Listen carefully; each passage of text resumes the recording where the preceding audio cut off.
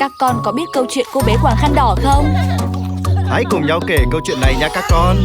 Quàng chiếc khăn màu đỏ lên nhé, rồi cô bé đi gặp bà đang ôm, cầm một chiếc giỏ ở trong tay. Cô bé sẽ đi qua khu rừng. Cô bé quàng khăn đỏ vào rừng thôi. Đi nào cẩn thận nhé. Đi trong rừng ta cần phải quan sát, không nên nói chuyện với người lạ. Khi cô bé đi qua khu rừng, cô ấy đã gặp một con sói xấu xa. Chào người bạn bé nhỏ, bạn đi đâu? Cần người giúp không nào, bạn đi đâu? Đừng nên nói chuyện cùng người lạ nhé. Hôm nay chúng ta sẽ đi gặp bạn của mình. Cô bé quàng khăn đỏ vào rừng thôi. Đi nào cẩn thận nhé. Đi trong rừng ta cần phải quan sát, không nên nói chuyện với người lạ. Con sói xấu xa rất ồn ào, nhưng cô bé quàng khăn đỏ rất thông minh, và cô ấy biết rằng không nên nói chuyện với người lạ. Nhìn xem xe này đi nhanh lắm, nào lên đây mình cùng nhau đi. Đừng nên đi theo người lạ em nhé. Không nên đi theo người lạ đâu em. Cô bé quàng khăn đỏ vào rừng thôi. Đi nào cẩn thận nhé. Đi trong rừng ta cần phải quan sát, không nên nói chuyện với người lạ. Sói xấu xa muốn đi cùng với cô ấy, nhưng cô bé quàng khăn đỏ biết là điều đó không tốt. Nhìn xem tớ là một người tốt, bạn ơi chúng mình cùng nhau đi. Đừng nên đi cùng người lạ nhé. Xin lỗi sói nha, bạn không thể đi cùng. Cô bé quàng khăn đỏ vào rừng thôi. Đi nào cẩn thận nhé. Đi trong rừng ta cần phải quan sát, không nên nói chuyện với người lạ. Cô bé quàng khăn đỏ rất thông minh. Cô ấy không nói chuyện với người lạ và đến nhà bà một cách an toàn. Quàng chiếc khăn màu đỏ lên nhé, rồi cô bé đi gặp bà đang ôm, cầm một chiếc giỏ ở trong tay. Cô bé đã đi đến nơi rồi. Cô bé quàng khăn đỏ vào rừng thôi. Đi nào cẩn thận nhé. Đi trong rừng ta cần phải quan sát, không nên nói chuyện với người lạ. Không nên nói chuyện với người lạ đâu.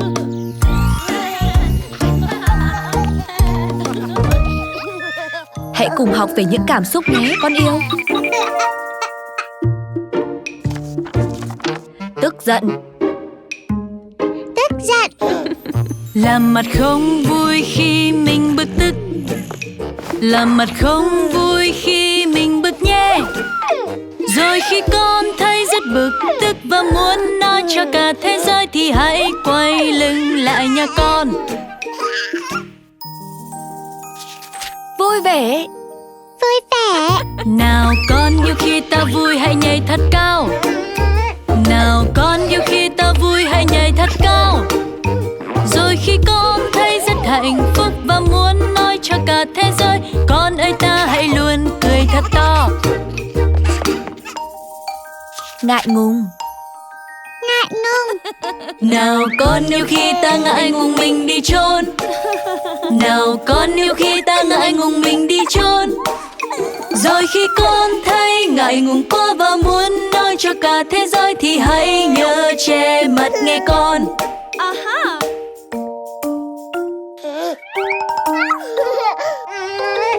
Đây là Mia. Mia, nói chào bạn nào.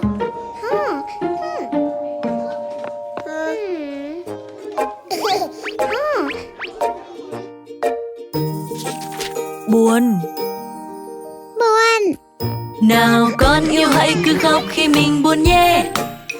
Nào con yêu hãy cứ khóc khi mình buồn nhé. Rồi khi con thấy rất buồn bã và muốn nói cho cả thế giới, hãy khóc to lên nào con yêu. Giận dữ. Giận dữ. Nào con yêu khi ta tức giận mình dậm chân. Nào con yêu khi ta tức giận mình dậm chân. Rồi khi con thấy rất giận dữ và muốn nói cho cả thế giới dậm chân ngay thôi nào con yêu. John, chúng ta phải chia sẻ đồ chơi và chơi cùng các bạn chứ.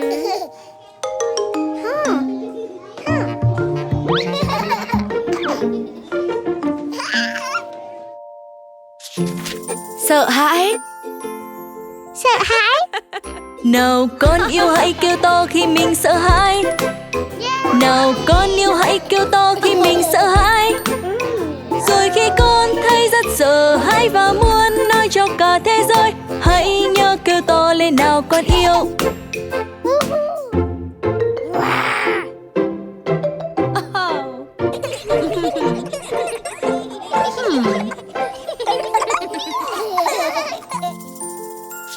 Hào hứng. Hào hứng. Cùng đập tay khi ta thật hào hứng. Cùng đập tay khi ta thật hào hứng.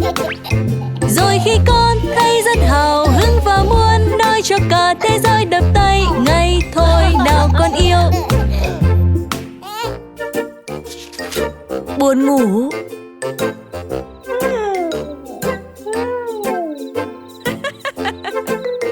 Xem ai đang buồn ngủ này.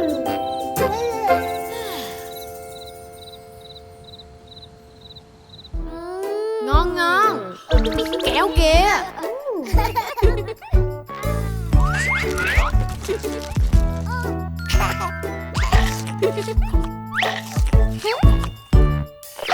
Ouch.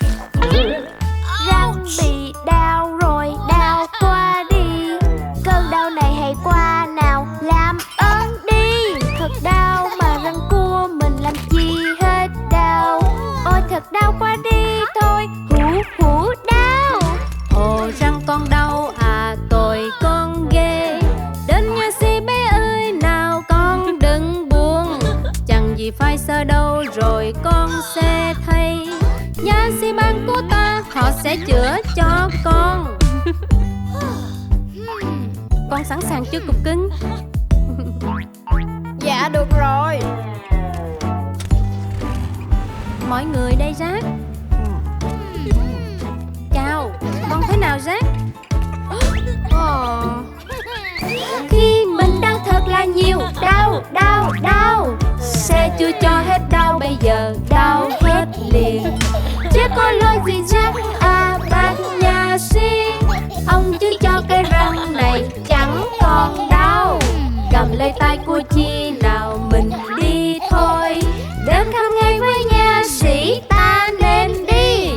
Ngài sẽ chữa cho răng con không còn đau đâu. Ông chưa chữa cái răng chẳng đau bé à.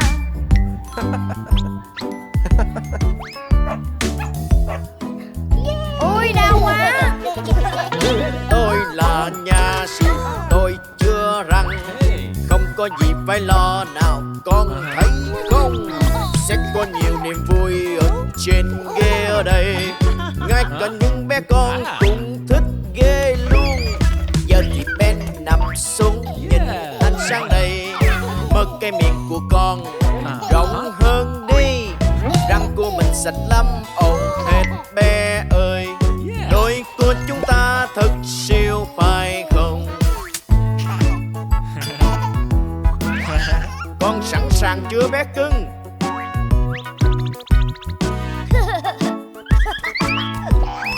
Ô thật vui mà thư đi con nghe. Chẳng còn ê buông răng, đau răng chẳng còn.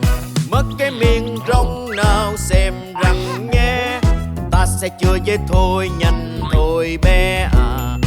Mình đau răng giờ thì không sao. Răng tôi nay tốt hơn chẳng còn đau chi. Jessie là bạn của tôi, dịu dàng tốt ghê. Nay bạn thấy tôi với nụ cười này.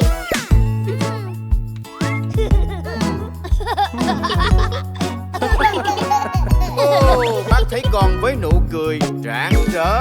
Cười thật để ta phải tìm nha si. Nha si là bạn của ta, mọi người luôn tin. Nào chà răng thật xanh và thật sang bông, trên môi mỉm cười chụp bức ảnh nào. Cười thật để ta phải tìm nha si. Nha si là bạn của ta, mọi người luôn tin. Nào chà răng thật xanh và thật sang bông, trên môi mỉm cười chụp bức ảnh nào.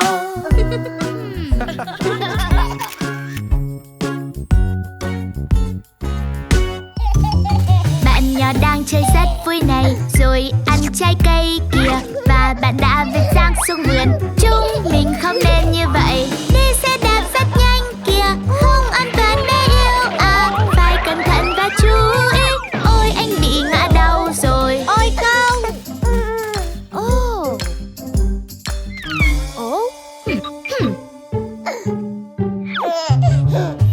Bạn nhỏ đang chơi rất vui này, rồi nghe thấy tiếng nhạc. Chạy theo chiếc xe kìa, quên cất đồ chơi đi rồi. Ôi không, mẹ đang đi vào, không thấy đồ chơi trên sàn. Cần dọn dẹp khi chơi xong nhé. Ôi không, mẹ ngã đau rồi. Ôi không.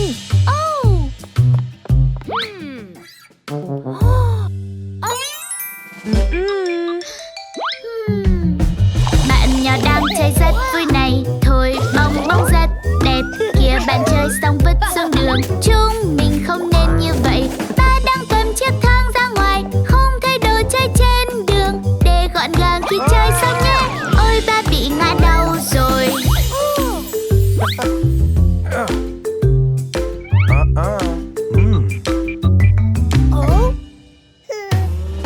Bạn nhỏ đang vẽ tranh kìa, rồi nhìn thấy bướm xinh đẹp. Chạy theo chú bướm nhỏ, quên cất đồ vẽ đi rồi. Ôi không kìa, anh trai đi vào, không thấy đồ vẽ trên sàn. Cần để đồ gọn gàng em nhé. Ôi anh bị ngã đau rồi. Ôi không.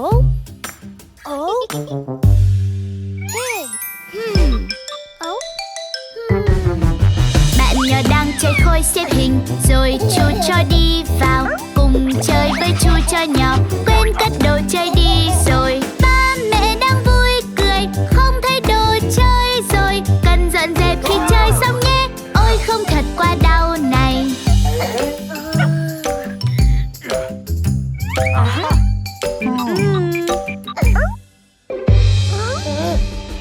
Nhìn xem anh chị nhảy dây rất vui này. Ồ em bé ca mập, trông thật đáng yêu chưa kìa. Ôi không, mẹ đang đi ra ngoài, không thấy đồ chơi trên sàn. Để gọn gàng khi chơi xong nhé. Ôi không, mẹ ngã đau rồi.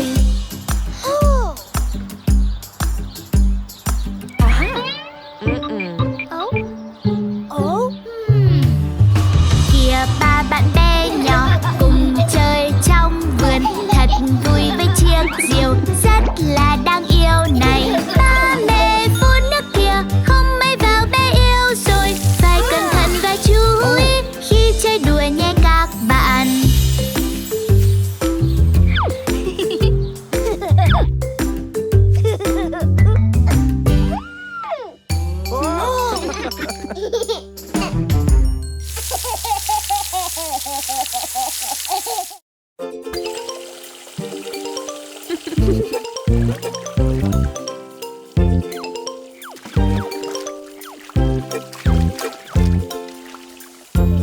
Bé John à, con sẽ có một bồn tắm tuyệt vời với tất cả những món đồ chơi yêu thích của mình.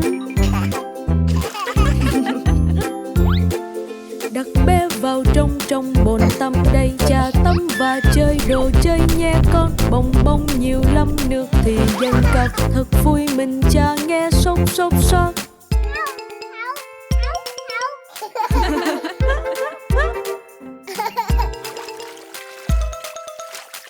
Ồ, đó là một trò chơi thú vị. Cá mập con là cá mập màu vàng. Con có thể đưa nó qua vòng màu vàng không?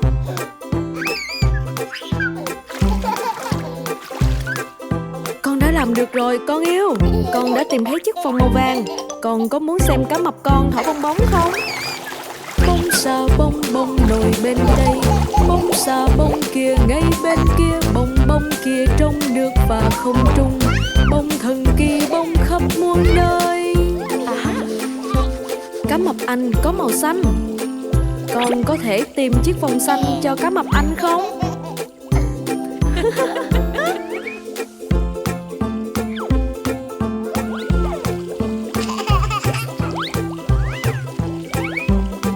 Đúng rồi, con đã tìm thấy chiếc vòng xanh. Wow! Thật vui được bơi bơi, nào ta bơi, nào hãy đập tay vô hai tay ta, chân đa nào đa phù phù đôi chân. Ô con là chú cá bé yêu ghê.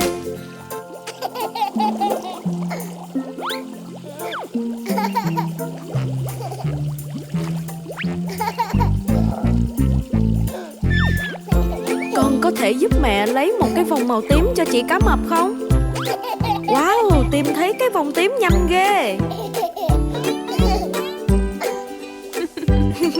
Oh. Một cái bồn nho nên dành cho con, một nơi tuyệt lắm, nào bé hãy đến cùng nhau mình khám phá. Nào bé yêu rồi ta trèo đi thuyền ta bơi bơi.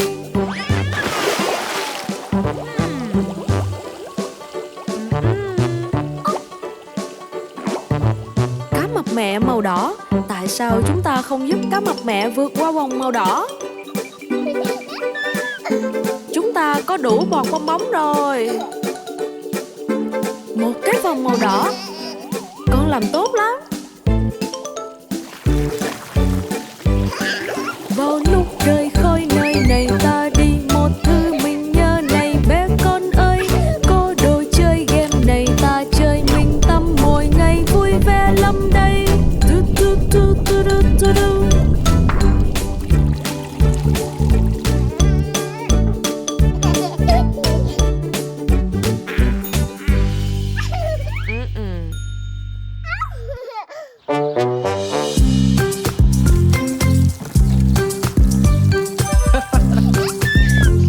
Các con! Wow, các con đang muốn làm gì vậy? Bác có thể giúp không?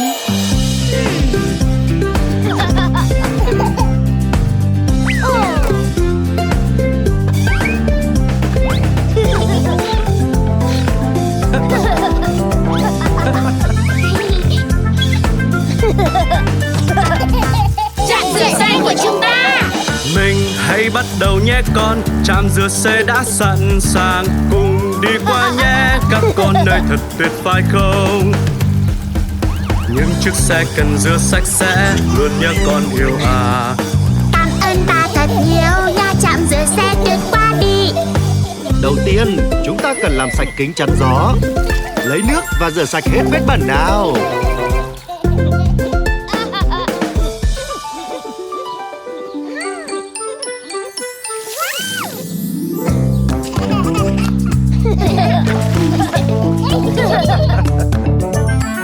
Trạm rửa xe chúng mình có thêm xà phòng đây nhé các bạn. Nhìn này bong bong pop pop pop pop pop, thật tuyệt phải không? Bong bong xà phòng rửa sạch sẽ cho chiếc xe của mình. Xoa xoa rồi tra thật kỹ, rửa xe tuyệt quá đi. Ba sẽ cho con xem cách tạo bong bóng bằng bọt biển. Nhúng bọt biển vào xà phòng rồi cha cha cha.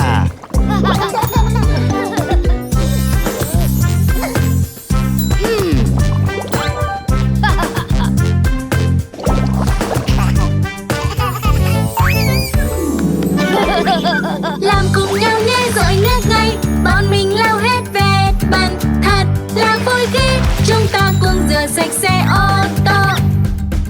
Bong bong xà phòng rửa sạch sẽ cho chiếc xe của mình. Xoa xoa rồi tra thật kỹ, rửa xe tuyệt quá đi. Chúng ta phải xả nước cho hết xà phòng trước rồi mới lau khô xe. Rửa sạch cả các lỗ nhỏ trên xe nữa. Rửa.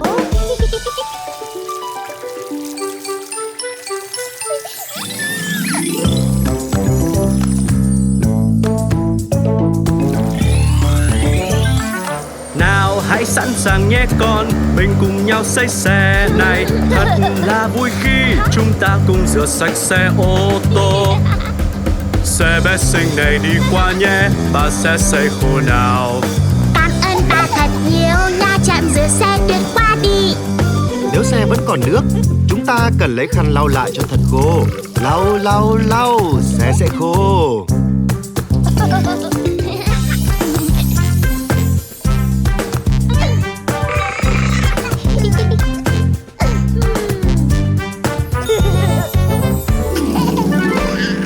Rửa xe chúng mình đã xong, làm cùng nhau rất vui này. Bạn ơi có muốn lên chiếc xe của bạn sạch sẽ không? Hãy đến với trạm rửa xe nhé, chúng tôi sẽ giúp bạn ngay. Đẹp đẽ hơn và nhìn sang bóng, tuyệt lắm bạn biết không?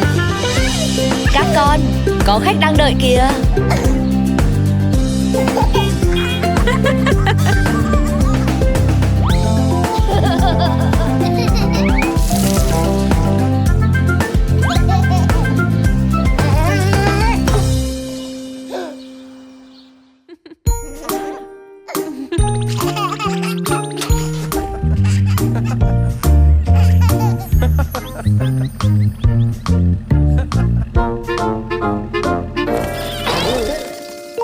Ôi không, nhìn kìa con yêu, ô tô của ba bị thủng lốp rồi. Ba à, để con giúp ạ. Cùng sửa xe thôi nào. Ba à, để con giúp ạ. Mình sửa xe cùng với ba nào. Ba ơi con cũng muốn làm như ba, làm theo ba như thế này. Ba à, ba là một người anh hùng, con muốn giống như ba này.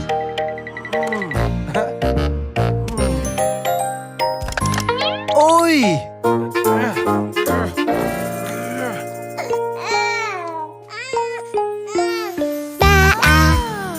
Ba à, để con giúp nào, rồi sẽ tốt hơn mà.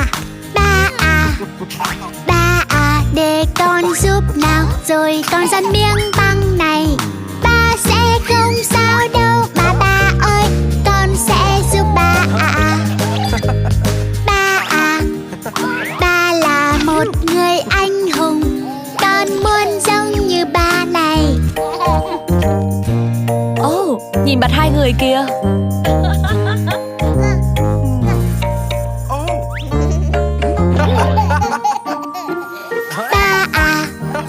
Ba à, để con giúp ạ. Cùng sửa xe ngay thôi nào. Ba à, để con giúp ạ. Vì con đã lớn hơn rồi. Ba ơi con cũng muốn làm như ba, làm theo ba như thế này. Con và ba cùng sửa xe xong rồi, chúng ta rất là tuyệt. Giờ thì rửa xe nào.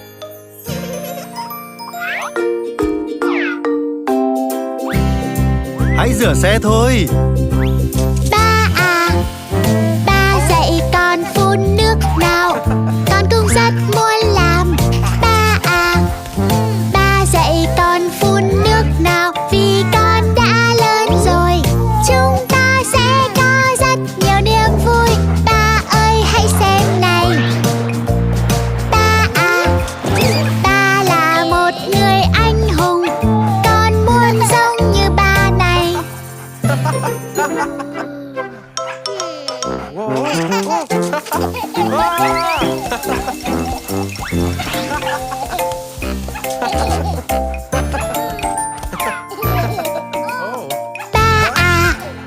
Ba à, để con giúp ạ. Con cũng rất muốn làm. Ba à, để con giúp ạ. Vì con đã lớn hơn rồi. Chúng ta sẽ có rất nhiều niềm vui. Ba ơi giúp con nào. Ba là một người anh hùng, cảm ơn ba nhiều. Ba rất tốt bụng. Ồ, chúng ta vẫn chưa xong đâu con yêu. Hãy làm sạch bên trong xe nào. Ba à, để súp nào, con cũng muốn làm. Ba à để con giúp nào, vì con đã lớn hơn rồi. Chúng ta sẽ có rất nhiều niềm vui. Ba ơi hãy xem này. Ba là một người anh hùng. Con muốn giống như ba này.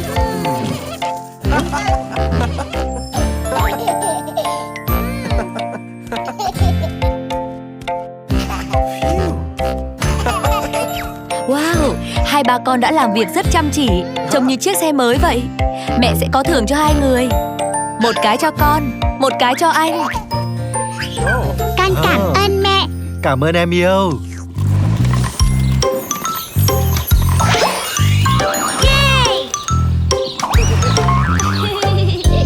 Thật nhiều màu sắc. Nhiều loại hương vị nước ép thật ngon. Chọn màu sắc nào con xem này. Màu đỏ, màu vàng, xanh lá xanh dương. Con hãy mau chọn màu nước ép nào. Mẹ ơi, màu xanh lá. Thật thích màu xanh lá. Nào con hãy tìm màu xanh lá. Nước ép sẵn sàng ngay.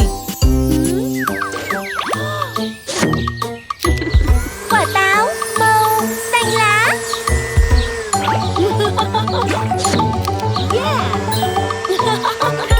Nước ép trái cây thơm ngon rất tuyệt.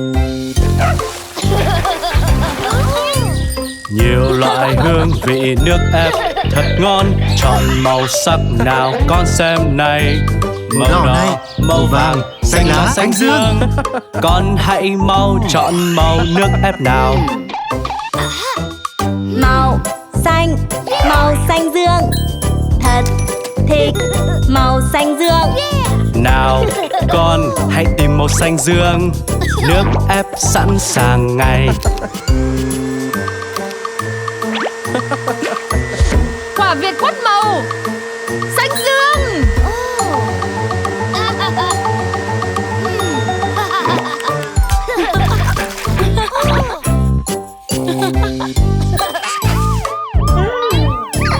Nhiều loại hương vị nước ép thật ngon. Chọn màu sắc nào con xem này. Màu đỏ, màu vàng, xanh lá xanh dương. Con hãy mau chọn màu nước ép nào. Đỏ tươi màu con thích. Đỏ tươi màu con thích. Đỏ tươi con tìm đi nhé. Nước ép sẵn sàng ngay. Quả dâu tây màu đỏ.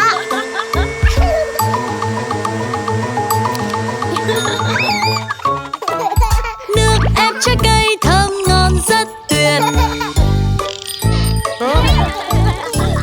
Nhiều loại hương vị nước ép thật ngon.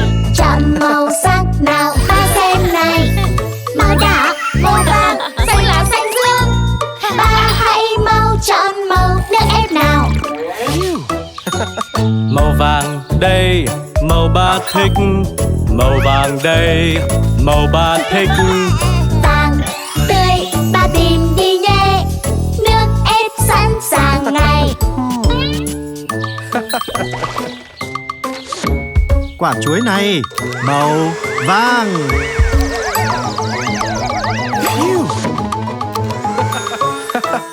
Nước ép trái cây thơm ngon rất tuyệt. Nhiều loại hương vị nước ép thật ngon. Chọn màu sắc nào mẹ ơi xem này. Màu đỏ, màu vàng, xanh lá xanh dương. Mẹ ơi hãy mau chọn màu nước ép nào. Màu cam mẹ rất thích. Màu cam mẹ rất thích. Mẹ ơi hãy tìm màu cam nhé. Nước ép sẵn sàng ngay. Quả cam này màu da cam.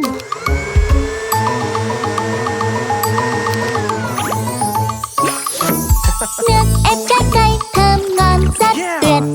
Nước ép trái cây.